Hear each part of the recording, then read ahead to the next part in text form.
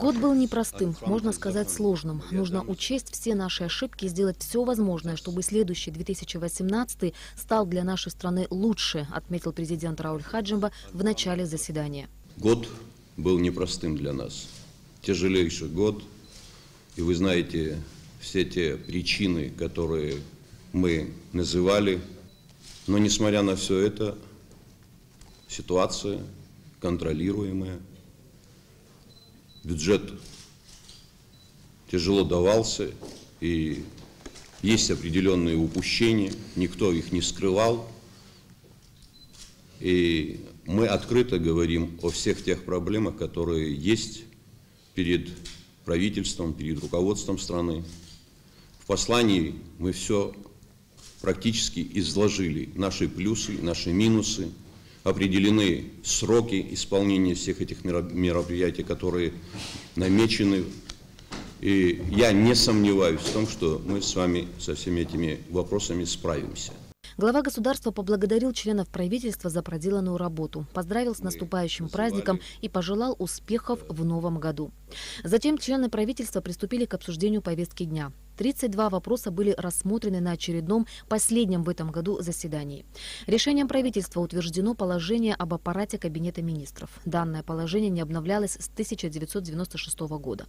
Утверждена межправительственная краткосрочная программа по финансово-материальному обеспечению делегации Абхазии на женевских дискуссиях.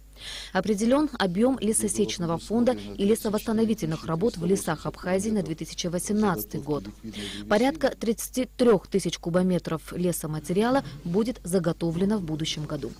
Члены правительства одобрили проект договора о сотрудничестве с Российским государственным научно-исследовательским навигационно-географическим институтом в целях реализации мероприятий по созданию национальной системы обеспечения безопасности мореплавания. Обеспечение безопасности мореплавания является очень важным вопросом, и в этом вопросе задействовано несколько служб, то есть это пограничники, это портовые службы, это МЧС, это экологи. И создание данной системы призвано обеспечить взаимодействие между всеми органами с главной целью обеспечить ее безопасность. Создание системы – это долгий путь, это несколько лет на это понадобится. Данный документ призван создать условия, чтобы для начала создать концепцию, как это нужно нам сделать концептуально, а потом подготовить государственную программу.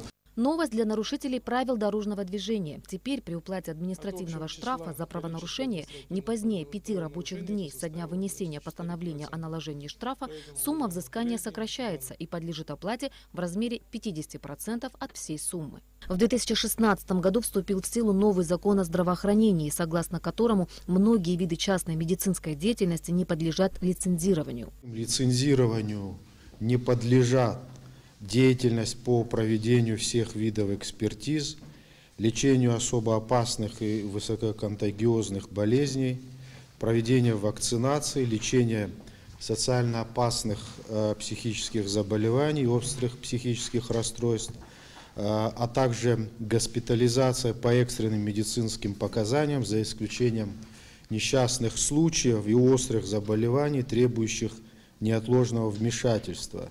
То есть лица, пострадавшие в данных случаях и заболевшие острым заболеванием, должны будут им оказываться неотложная помощь в частных учреждениях.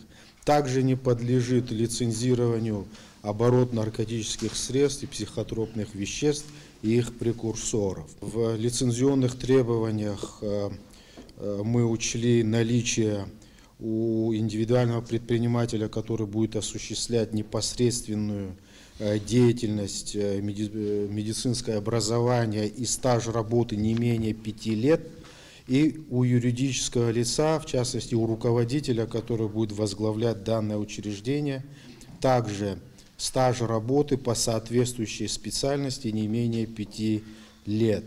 Постановлением Кабинета министров Министерству здравоохранения поручено до 1 марта 2018 года разработать и представить на рассмотрение перечень и порядок лицензирования частной медицинской деятельности в Абхазии.